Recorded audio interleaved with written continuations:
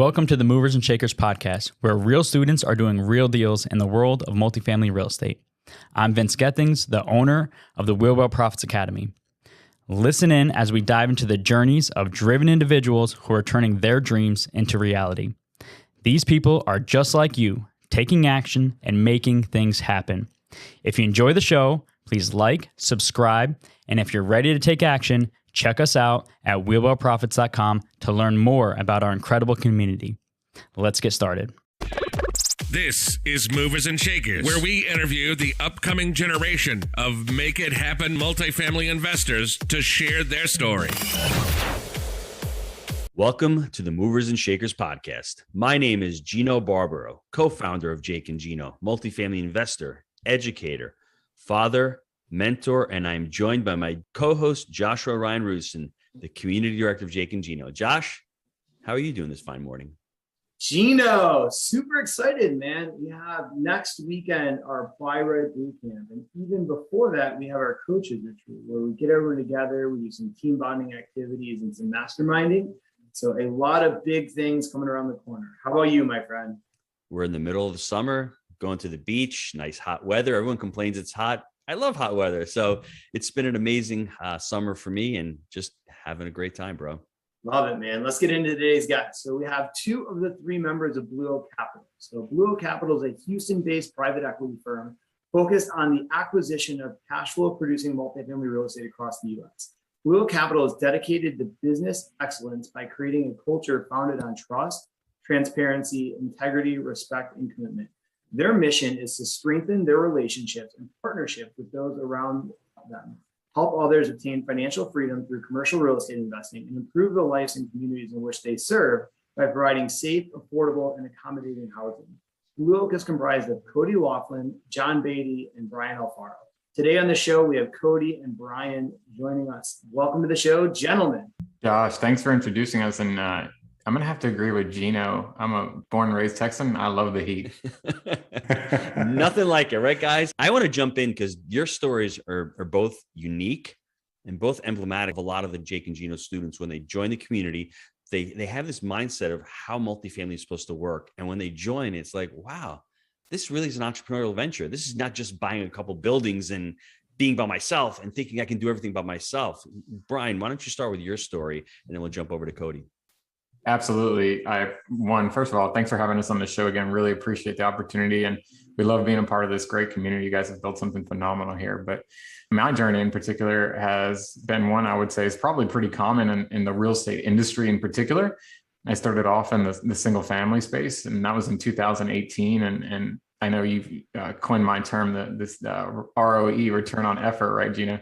So I realized very quickly that in that business, although it is a business where I still think you can build tremendous amounts of wealth, there's lots of operators out there that have a good systems in place, and they're self-managing and they're happy and they're cash flowing, and that's totally okay. But it didn't really align with my personal goals, what I was trying to accomplish for myself as a real estate investor, generating both active real estate income and passive real estate income as well.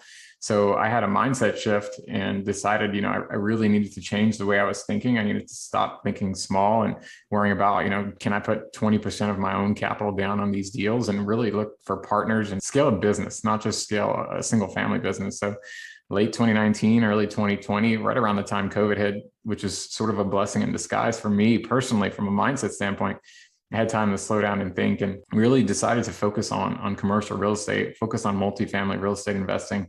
I met John Beatty at a multifamily online boot camp. We got connected. I had dropped somewhere in the conversation that I think I had just started speaking to Josh and Dylan at the program. And, he gave me some insight into that and spoke to a couple other students. And before you know it, I made the leap, jumped off the cliff, and joined the community. And luckily, I found out it was an awesome experience. And through that, I was able to meet Cody, who had just partnered up with John and formed Blue Oak Capital. I'm sure he'll share some details on that. But once we all got together, I think it was around August when I joined their partnership. We really just started focusing on building our brand, building our business, building our database out of investors, and here we are here in Houston and looking to do some more deals. Awesome. Cody. Yeah, again, I echo Brian's sentiments, man. Thank y'all so much for having us on the show, and it's really cool to see things coming full circle. I've been following you guys for years, and obviously being a part of the mentorship with y'all over the past, almost 2 years, and then now to be on your show, it's just a great experience. But I started a W-2 career in 2008. My wife and I were kind of chasing the American dream, right? We just graduated college. We bought our first home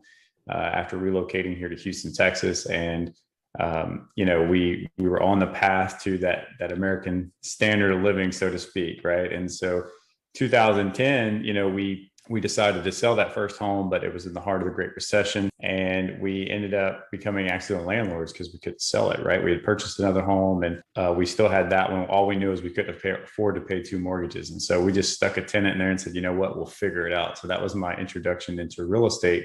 But at the same time, I was also observing people in my W-2 network, that were being significantly impacted by the financial crisis.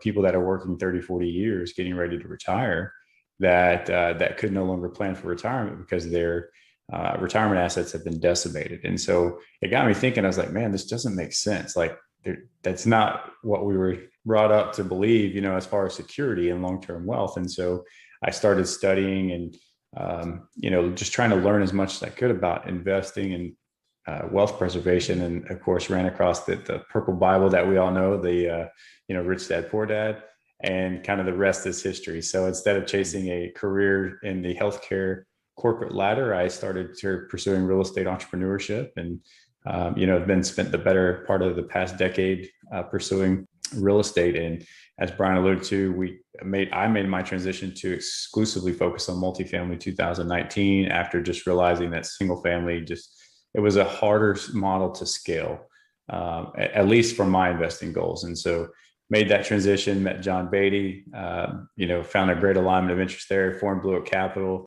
We started hustling and just kind of creating a framework for the business, and then met Brian, and like you said, midway through last year, and now we're off to the races. So it's been a great ride. I want everyone to take note that Brian and Cody mentioned something very important. They mentioned my goals. And I think that's something that we strive at Jake and Gino, to work on personal development, because what may be working for them may not be working for the listener on the call. So, stop and think. I want everyone to close their eyes for a second and just think about, what are your goals? Your goals may be single family. There's nothing wrong with the single family space, but for these two gentlemen and for Josh and myself, it's ludicrous. I don't want to buy 25 homes a year, have 25 mortgages, have 25 insurance, I don't want to have 25 lawns to cut. I'd rather buy a 70-unit apartment complex, have one closing, one escrow. That works for us. That's scalable, because on my journey, when I started, I had a W-2. I had the restaurant. I couldn't be doing both at the same time. I could do multifamily part-time. And then when I was ready to leave, I was able to leave. So everyone, stop. Let's take a deep breath. And let's start with your investing goals. What are your investing goals? And for what these two guys are saying, it makes a ton of sense of why multifamily can fit into so many people's different investing goals. Now, question for both of you, Brian first and then Cody. What problems were you experiencing in multifamily before joining Jake and Gino? And then the follow-up call, follow-up after you both answered it, just think about it. What problems were solved after you joined the community as far as finding deals? Brian, you first. Yeah, that's a great question. And that's actually one I get pretty common from people looking at mentorship. And I think my biggest challenge, or one of my biggest challenges, was just having the resources at my disposal, having people that have already been where you're at, people that are just getting started, people that are maybe doing their first deal, people that are talking to brokers, talking to property managers. And I think being surrounded by like-minded people is something that's so underrated about joining any type of mentorship group. It's not just about, getting plugged in and then getting, quote unquote training or education. I've had people that have asked me like, hey, so when did you finish your training and start buying real estate? I'm like, that's not how this works. Like, it's not a training class that you take, over the course of 30 days. And then now I've got a little certificate that I can go around and start buying properties.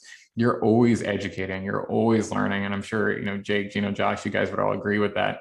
Even though you guys have been in this business now for a significant amount of years, every day you're learning something new. So I think getting plugged into that community, seeing what other people were doing, how other people were making it happen, as we like to say, and sort of learning that you don't have to reinvent the wheel. You just want to follow the path, follow, what other people are doing to be successful. And then having those resources at your disposal, being able to reach out, if you say like, man, I have a question about this, dropping it, either in one of our forums or having somebody on speed dial or a text message, you can call one of our coaches. That was the biggest opportunity for me, and really helped change that mindset that it's not, how do I figure this out? It's, who do I need to talk to figure this out, right? We say that all the time. When you have a problem, it's only because you haven't talked to the right person yet. There's always somebody out there, whether it's, somebody that's close to your circle, somebody outside your circle that's within the community that can help solve that problem for you and kind of guide you. So that was my biggest takeaway and has been the biggest benefit for me. Cody? You have to have three things in this multifamily space, right? Experience, net worth, and liquidity. Well, when I made that transition from single family to multifamily, I had none. Right. And started from scratch, and it started building an infrastructure again that, could be expanded and scalable. But, one of the, as Brian just alluded to, one of the most important aspects of this business is your relationship and your network, right? You have to have a community of people around you to help you grow, because it's such a relationship driven business. And so I think one of the biggest challenges before entering into Jake and Gino is, hey, how do we expand our network and get access into resources that we don't have currently today? And so that was the immediate fix for us joining with, you guys at Jake and Gino, was being a part of a community that was well established, that had a great network, and most importantly, that had the right culture. And I think that's important to talk about too, is having the right culture that fit us as investors and as people, right? Gino, you're a father of 6, you're an entrepreneur, you're juggling multiple hats, and as a father myself who still maintains a W-2 and whatever, it's not just hey, how do you go buy buildings, but it's, hey, how do you manage both being an entrepreneur and being present at home and being still a good husband and father and things like that, So I think that was the biggest takeaway for us being a part of the community, is just really finding a culture that really suited us as investors and people, and just really, like Brian said, having that network that we can always rely on, that people that feel and believe the same thing that we do when it comes to investing. And community is everything in this business for sure. So, and I want to chime in on that. I think that's something that a lot of people don't think about when they're considering mentorship. Everybody's thinking about the X's and O's and the dollars, right? How do I buy buildings? And then how do I put this together so that it makes sense? If you don't have a support system at home and within your group, and it's more of a, cutthroat competitive environment where people aren't looking to not only support you at home, but within the group, that's something that you just can't be taken for granted. You really need that, because we all know as entrepreneurs and as real estate investors, there's going to be some days where you're just hitting your head on the wall, right? You get investing final, you don't win. Broker tells you no. Investor tells you no. They're not giving you, any money on the deal you're raising for. You get a call from your property manager and there's a water leak, right? There's a lot of challenges that go along with this business, and having somebody there to pick you up in that right culture, in that right community, that is invaluable in my opinion. Do you mind if I add a couple of things to what you guys have both said? Sure. Yeah. So the first thing that comes to my mind is the accountability. You guys have an accountability piece there with coaches. And that's truly important, because when you don't feel like answering the property manager's call, and then you get on with your coach is like, well, why didn't you do that? A testament to you both. You've come to multiple events, right? There's a quote by Benjamin Franklin. You show somebody, they'll learn it forever. I forgot what it was. You teach them, you show them. And it's important that you guys show up at these boot camps, at these trainings, at these money mixers, on the weekly lessons. As Brian said, it is a constant journey of improvement. The biggest objection that I get when I hear people trying to get into the space is, I want to find deals. Yeah, we all want to find deals, but that's not where you start. You need the foundation. You need to know how to buy right, manage right, finance right, and then syndicate, and then learn how to raise capital. You're dangerous out there if you're raising capital, but you don't know how to analyze a deal and analyze a sponsor and all that. So it really is a holistic journey that you have to encapsulate every part of this business. And listen, I made that mistake as a new investor. When I first started out, my objection was, Jake and Gino, how are we going to find a deal? And I learned that wasn't where the focus is. The focus should be really creating that foundation. It may take you 6 months to get that foundation going, but in the meanwhile, you're coming to a boot camp. You're meeting other students who are having those challenges. You're refining your goals, because I will guarantee you, most investors, when they first start out, they don't know what the 3 pillars of real estate is: the market cycle, the debt, the exit strategy. They don't know what their plan is. All their plan is, I want to find a deal in cash flow. Well, that's going to get you into big trouble if you don't know what kind of deal you're looking for, what kind of metrics you're looking for, what your 5-year goals are, what your 10-year goals are. There's a lot that encapsulates this business. And to do it right, Brian said, success leaves clues. Find people out there who are doing what you're doing. The personal development is important. The accountability is important. Now that you guys have been in the group for a while, and one of the things, a couple of things I need to mention, these two are taking massive action. They've started a podcast. They have a meetup. All the things that they see that their peer group is doing, they're doing it. Now, I don't want to attribute the success all to Jake and Gino, but if they had been on an island by themselves, maybe they wouldn't have gotten the idea to do it. The idea is everything. Once we have the idea, it's amazing. You need to take action, education times action. And all of a sudden, they have the support group. They start the podcast. I was on their meetup last Thursday. They had, I don't know, 50, 60 people on a meetup. Amazing, right? And that's what happens. You start selecting your peer group and you start looking at people that you want to be like. You start mirroring their actions, and then you have the confidence to do it. And then all of a sudden, a little tweak. How do I do this? How do I do that? They can get those answers. Brian, now, you guys have got your first deal. Let's talk about that. I mean, let's talk about the struggles you had finding the first deal. Let's talk about the way you shifted from buying duplexes and triplexes and quads into saying, let's go into something bigger. Can we discuss that? Yeah, absolutely. I actually want to give a little hockey assist here and pass this one over to Cody, because I know when I joined the community, I was thinking like, I'm going to buy 10, 12 units or whatever. And I started talking to Cody and started talking to John, and realized that if you make the mindset shift, there really is no limit to the size of property that you can buy. And now I'm not recommending necessarily that you go out and buy 300 units at your first property necessarily, but I just want to make that a point that you're really only going to accomplish what your mindset is. And, Cody and John really helped me to think bigger, which is why we're able to, and again, I want to pass this over to Cody, why we're able to do that big first deal. And I want to also pass it to him because he's got some interesting stories and some struggles that he kind of did first starting out on the smaller stuff that I think could be very valuable to the listeners. Thanks, Brian. Listen, it was a team effort, but I think what Brian's alluding to when I made that transition to multifamily, just very similar to most other people, right, is you start thinking small. You start thinking on a micro level, like maybe I just do a quadplex, or maybe I just do a 10 unit, right? Because it's easier to wrap your head around. But what you realize is after you start analyzing those properties, looking at those properties, maybe even having opportunities to manage some of those properties, you realize that, man, as you get bigger, the properties get easier, right? The deal transactions get easier. Like everything becomes easier because you have economies of scale. And I had that kind of epiphany moment in 2019 after just starting, where I was working on a partnership with a different group on a deal that was in Tulsa, Oklahoma. It was a 107 unit deal. And I started to see the power of the economies of scale, right? And the unfortunate thing through that experience is in trying to raise that capital, I raised $0 for that deal. And I had a very small soft commit that I had to convert, but raised $0. And it was, at the time, it was probably one of the worst experiences I went through. But in hindsight, it was the best experience I could have gone through, because it was the best lessons learned. And it really helped pave the way for our business moving forward on how to do this business the right way, and so, but going back to the point, I think we were just alluding to the fact that, you're your own limitation, right? There's no reason why you can't go out and do, a 50, 100 unit, 150 unit deal out of the gate. It's just about a matter of what type of effort and work are you willing to put in?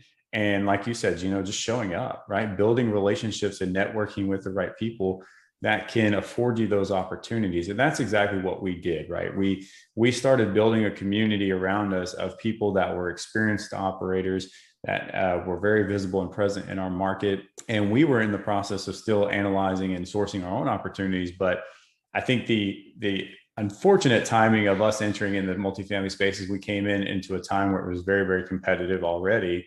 COVID hits, kind of slowed everybody down. And then now post-COVID, it's become even more competitive, right? I mean, it's extremely, extremely deep when it comes to the amount of competition on every deal, especially in the desirable markets like Texas, Tennessee, you guys know very well. And so, we're competing against a lot of big players, right? And so how do you make yourself stand out and establish yourself when you don't have that liquidity, or you maybe don't have that experience, right? Well, you partner with other people. And so we spent all the time and effort through, the last part of 19 all the way through 2020 trying to find deals, weren't having any luck. We were putting out offers.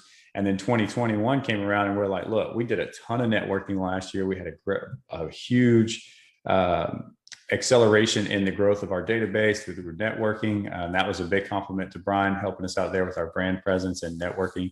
And so 2021 comes and we're like, look, we got to put our database to work, right? We got to get them excited about working with Blue Oak Capital. And so we started going out and saying, if we can't find our own deals, let's go partner with people that have deals. And that's exactly how we found our way into, this deal that we just closed. So I don't know if that answered your question, but. Absolutely. So I got to ask a deeper question. Why did you have a goose egg on that first raise? Because that's important, because most people out there say, show me the deal and the money will follow.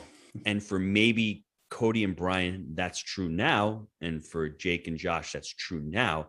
But when you're first in the business, that's not always the truth. Give me a couple of really big learning lessons of what mistakes you made or how you perceived why you were not able to raise any money for that first deal. Well, you don't know what you don't know, right? And so a lot of people think that, I'll just, you hear this so often where, just tap into your close network, right? Your family and friends first to raise capital. Well, sometimes those are the hardest people to raise capital from. They remember you from the college days when you were out partying and being stupid, or they remember all the dumb things you did in your life. So when you're asking for $50,000 check, they're gonna be like, no way, bud, But I think it just goes back to, you have to understand that when you enter this space, you're learning how to be a business owner and operator. And there's multiple skills that come along with doing that. And capital raising is one that, in my opinion, is arguably the most important skill you need to have, but it's also one of the most challenging, because everything that you do related to capital raising boils down to relationships. So like we always refer to the Dan Hanford model, right? The know, like, and trust, right? So people have to, number one, know who you are to formulate an opinion on whether they like and trust you and want to invest with you. Mm-hmm. And that was the one big mistake that I made going into that first capital raise in 2019. I had just entered the space midway through the year, and I was just tapping into my close network who I knew people were interested in real estate. But the problem is they didn't have any experience investing in syndication. They really didn't know what it was. I didn't have a very good understanding of what it was. All I knew was like, I need to go raise money. And so as I started trying to educate them on the fly, all I did was confuse them more. Mm-hmm. And so ultimately, I wasn't providing enough education and value in a time where I needed capital versus at a time where I didn't. And so ultimately nobody can invested with us. And so, I say this often, where the best time to raise capital is when you don't need it, mm-hmm. right? That is the worst time to raise capital. And what happened for me in that experience is I went from being excited to then getting scared and trying to chase people, mm-hmm. and then becoming desperate. And that pushed people even further away. And that's a bad moment to be in when you're a capital raiser. I agree. You did get to meet John, which was I did get to meet John. Yeah. He still told you no, though. He did. He gave me some very constructive criticism. Constructive criticism. Listen, everybody out there, I wrote the book, How to Share the Multifamily Secrets, right? The benefits. Email me. It's in the academy. It's in the community. It's on Amazon as well. Just email me. I'll send you a PDF copy, gino@jakeandgino.com. But as you're listening to this podcast, everybody, listen to the transformation that Cody and Brian have had, especially Cody from the very beginning. They've created a brand, Blue Oak Capital. They've formulated their buy right criteria. They've got social media presence. Go on LinkedIn. Brian and Cody, they're very active on social media. They've taken all the steps. They've built the infrastructure. They've built the foundation. Now they have the foundation. Now they know where to focus. So it's really, really important. Like I said before, think about what your buy right criteria is. Think about what your management finance right criteria is, and start building the brand, because we are all brands out there. Now, when I see Brian and Cody, I think of Blue Oak Capital. That's what I think of. They've done their first deal. Last question before we go to the short answers. I want to hear it from both of you. Where do you guys see yourselves in 5 years? What are your goals for the next 5 years as far as units, markets, what you want to accomplish, possibly becoming full-time multifamily investors? Brian, you first. Oh, that's a great question, and something I probably need to refresh compared to when I started. When I was getting started a little over a year ago, my numbers were probably too small. Mm-hmm. I would say 5 years from now, I think Cody, and part of the reason I joined John and Cody is I think we have a pretty good alignment of interest in short-term and long-term goals. And I'd say for us, we definitely want to our goal was to add about $20 million of assets under management, in the next 12 months. So if you were to, multiply that times 4, so we definitely would like to be around $100 million of assets under management in a portfolio as well. And I think for us, for me and my family personally, we just want to be able to build enough real estate income so that life is comfortable. It's not about necessarily flaunting or anything like that. But my wife and I are at a point where we want to start a family, and she wants to be able to be there for our kids, and I want to be able to be there for our kids, my kids as well, when they're there, and when they're doing all the little things that are really important that you don't want to miss out on. And even though I'm an entrepreneur and I have a couple other small businesses, the goal is just to scale so that you can live life on your own terms, essentially. And that's really a big thing for us in our real estate, and that's really my big why and motivation. And another thing too, just personally for me, it would feel really good at the end of the day if I was a part of the piece of the equation that John and Cody eventually get to leave their W-2 jobs and be full-time real estate investors as well. That would make me feel really good at the end of the day. If 3 years, 5 years, whatever, sooner rather than later, right, Cody? Cody gets to leave his job, and I knew that I was a part of that success. So, there's something about, I know when people get into real estate, it's really hard to sometimes have that mindset shift about being on a team. But, when things are tough, your team picks you up. And when things are going really well, it feels even better to accomplish things together as a team, right? So that's a big part of my motivation, and definitely part of what I want to see happen in the next 3 to 5 years. Thank you. Cody? Yeah, you talk about transformation, Gino, and it's interesting because when I first started, my initial goals were always about the unit count. Well, how do I get to 1,000 doors? How do I get to that 10,000 doors? And I'll tell you, having going through this business and transformation, the goals are completely different, right? And so when it comes to our business as a whole, looking at the portfolio, Brian hit it right on the head. We eventually want to be at $100 million of assets or more in the next 5 years. Hopefully, start talking about going vertical in integration with bringing things like property management, construction in house, really making this a scalable, larger scale business that we can, hopefully eventually grow and pass down to our families and our children, right? But there's so much more to that now, right? It's more about giving back to the community and whatnot, and being just a productive member of the society, and establishing Blue Oak as a visible presence in the markets in order to improve the lives of the communities that, we're serving and whatnot. And I think that's huge. And so, yeah, Brian, absolutely. He's a huge part of our journey, and we're all going to celebrate that day where we can walk away from the W-2. And you talk about goals. Listen, you have to have a very strong, driven why you're doing this, because for anybody listening, this is a grind. It is a lot of work. It's staying up late, it's working around the clock, it's, trying to juggle all of the different tasks, responsibilities, in addition to managing your W-2, managing your family. It's a ton of work. And so, but for me, the biggest motivating factor is, how do I take control of that time, and how do I gain that time back? And I get to be the one to dictate what my schedule looks like and where I allocate that time to. So that's the most important thing. So my family is my biggest why, and being able to give them, that time back and whatnot. So, but yeah, man, that's the goal, is be out of the W-2, be at $100 million of assets and more, and find ways to impact the communities that we're serving. So thanks. Let's take a quick time out to hear from our sponsors. Gino, I know a lot of our listeners are wanting to take their multifamily investing business to the next level. I know that you've been hard at work helping Jake and Gino students do just that using our framework. Can you explain to the listeners how they can get our help? Guys, we've been hard at work growing our community of like-minded investors, and the results of our members has been nothing short of incredible. We're looking to grow this amazing group. What we're looking for is those who want to follow our proprietary framework that we've created: buy right, manage right, and finance right. Leverage our connections, education, and mentorship as ways to take your business to the next level. So if you're interested in finding out more about how you can become a part of our amazing community, apply to work with us at jakeandgino.com/apply. All right, gentlemen, I got some short answer questions here for you. We'll reverse the order this time. We'll go Cody, then Brian. So what is your favorite book you've ever read, and why? The Bible, the Purple Bible. That's for sure. What's your next favorite book? Oh man, next favorite book. Let's see. Oh man, there's so many good ones. I really, obviously the Wheelbarrow Profits, Jake and Gino. Got a little shameless plug in there. Sorry about that, everybody. Absolutely, man. No, great book. I also would say, encourage people to check out Hal Elrod's The Miracle Morning. And, I think it's a great way to, when you take control of your morning and start, like you said, goal setting and it just gives you empowerment through the day, and it really changes the tone and trajectory of your day and your schedule. So I really like that book too, for anybody looking for structure and entrepreneurship. Awesome. Thank you. Brian? For me, a book that's had a pretty drastic impact in my life, even before I was in real estate, was Stephen Covey's The 7 Habits of Highly Effective People.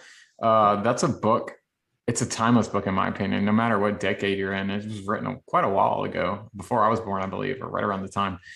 It just always seems to apply no matter what. And it was a really huge paradigm shift for me. I think I read it when I was 21 or 22. And it's one of those books also always warn people, you have to be in the right place in your life to sort of understand it. Excellent point. I love that point. You're 100% correct. Sorry for interrupting you, but I always think about that. Excellent point. I've accidentally given it to like some 18-year-olds, and they looked at me like I was crazy. Yeah. So because you have to be in the right place, mentally, emotionally, spiritually, all those things. But being proactive, beginning with the end in mind, putting first things first, thinking win-win, just all those things that are a part of it, sharpening the saw, right? Always improving. Those are some of the habits of highly effective people. And like I said, I think they're timeless and they're a good refresh every year. I want everyone to think about one of the things that he talks about in the book, Stephen Covey. If you haven't read it, I challenge you all to read it. It's an amazing book. The character ethic versus the personality ethic. You want to be a person of character. There's too many people with personalities out there being on Instagram, trying to be influencers. Try to build a character ethic, because people will be attracted to that. A person who has morals, a person who has values, that values-based decision-making. That's what I've tried to create at Jake and Gino, being that character ethic. And sometimes it's hard because it doesn't translate into great marketing. I'm not around the Lambo. I'm not in my 7th house, but that's okay, because that's not my brand. That's not Cody and Brian's brand. They're people of character. That's what they're working on. And it shows through their branding, it shows through their marketing, and it shows through the deals that they're doing. So it's really important. There are 7 habits. And when you drill down and you go through all of them, it's amazing. The first one, for instance, be proactive. That's what they've done the last 2 years. The next 2 or 3 years, if they continue to be proactive, they're going to have an amazing business on their hands. And then they're going to say, well, Brian and Cody were just lucky. And then no one's going to remember how tough it was to find deals in 2021 or 2022, because it's not going to matter, because they put in all the work. So I want to thank you both for those book recommendations. They were spot on. Man, love those answers. All right, I'm excited for this next question. What would be your biggest tip for a newer investor just getting started in multifamily investing? You got to be patient. You absolutely have to be patient. This is not a get rich quick business. This is not a success overnight business. It takes a lot of time, effort, commitment, and discipline. And, you look at, I get Brian would attest to this as well. You look at the transformation of our business from where we started versus now. I mean, all of the processes and things that we have been putting in place have taken us the better part of almost 2 years, right, Brian? I mean, and so, and now we're starting to see the fruits of that labor, but again, you have to be patient, and you have to be, you have to stay the course. You have to be disciplined, right? You can't veer off path just because things are getting hard or things may not be going quite the way you hope. That's just part of the ride. So you got to hang on, keep your blinders on, and just stay hyper-focused as well. Awesome. And for me, I think it goes back to that statement I mentioned earlier about it's not how, it's who. And I think networking is probably the thing I tell most people that are entering the space, whether they're just in real estate in general, multifamily. The multifamily community, you actually find, even though there's a lot of investors, it's very competitive. It's a very tight-knit, small community. I feel like we've gotten pretty ingrained, and everybody sort of knows each other, and you bring up a name and most of the time you know who it is. So the saying is super cheesy. We've all heard that your network is your net worth, but once you get in this business, it is so true. And once you figure out how strong your network is, the sky is the limit after that. So whether it's trying to find a deal, trying to find a property manager, trying to attract capital, whatever it is that you're the lane that you're playing in this space, you got to really focus on building your network. No matter if you're new, just be honest, be humble, tell them where you're at, talk whoever you're talking to, and good things will tend to happen the stronger your network is. I love both your answers, but Cody, your answer really resonates with me because I want everyone listening to the show right now. What have you done in life that was really worth it? That wasn't challenging. That wasn't difficult. That wasn't worth it. If it's not, then you're not going to put the time into it. This business, if you put the time into it and you really struggle and you progress with it and you spend time, it's worth it. So think of anything you've done in life. That's what life's all about. Putting in the effort and knowing your crystal clear why. We don't lack motivation. I keep saying we just lack the clarity. If you have the clarity of what you want to achieve and then you surround yourself with like-minded people and you create an amazing peer group and you put the work and effort into it, good things will follow. Absolutely. Man, I like this. I really think there's been a lot of actionable tips and a very real and accurate picture of what it takes to get started in this business going on here. And, Gino, to sum it up, I think that Ben Franklin quote you mentioned hit really well. Tell me and I forget, teach me and I may remember, involve me and I learn. Yes, and that really goes with these guys and their journey. And so I think that's a good summation there. But Gino, I know you're going to bring us home with a strong summary. I want to thank you for bringing the quote up because it just was the tip of my tongue. I couldn't remember it, but really involved me. And that's what I think the Jake and Gino community is all about. It's about involvement. It's not about just watching a few videos and hanging out and going to a bar. It's getting on buses. It's coming down on a Sunday night, trying to leave Knoxville. You lose your flight. And big shout out to Chad Tucker. We're sitting in the airport. Where am I going? He's got to go on vacation next day. The guy gets a car, rents a car. There's no cars during COVID, right? Gets the car, drives 8 hours to get back home down in Florida. Meanwhile, me and my family have to stay another day. 2 months later, he's got a deal. And it's the same thing with these two guys on. Brian really didn't talk about his background. He's a high-level entrepreneur. He's in the coffee business, right? We didn't talk about that. So he already had the mindset. He just didn't have the tools, and he didn't have his frame of reference. As Stephen Covey says, people see the world as they are, not as it is. So I think Brian and Cody were seeing the real estate world as the single-family home space. That's what they saw it as they were. But when they were introduced to different ideas, different topics, different thoughts, different maps, or as paradigms, as Stephen Covey likes to say, everything started changing. I mean, Cody was in the single family space for years. In 2010, he became a landlord. Didn't want to do that, but he got into it. It was a great transformation. 2019, these guys meet.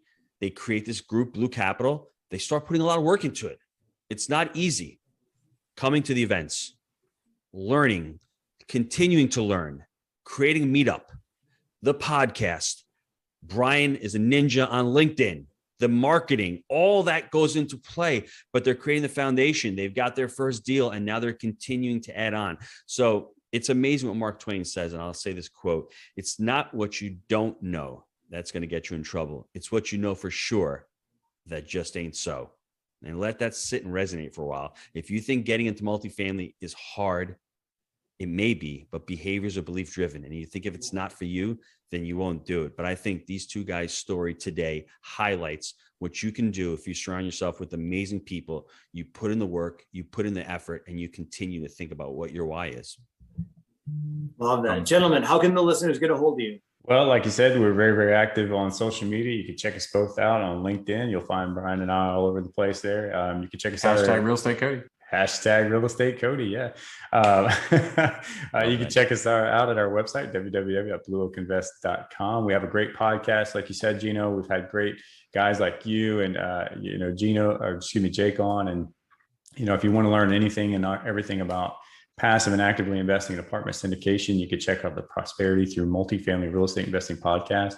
And if you love networking, which you absolutely should, you want to make sure to check us out at the South Texas chapter of the Multifamily and More Meetup Community, where we host both live and virtual events every month for people all across the country and right here in Houston, Texas. So check us out. BlueOakInvest.com. That's the website? Yes, sir. All right, guys, go check the website out. Yes. Well, listen, gentlemen, I want to thank you for being an amazing guest on the show and sharing your movers and shakers story. Now, if you like the show, please leave us a review. And until next time, let's make it a movers and shakers week. See you, everybody. Thanks, guys. Thanks, guys. Thank you guys so much.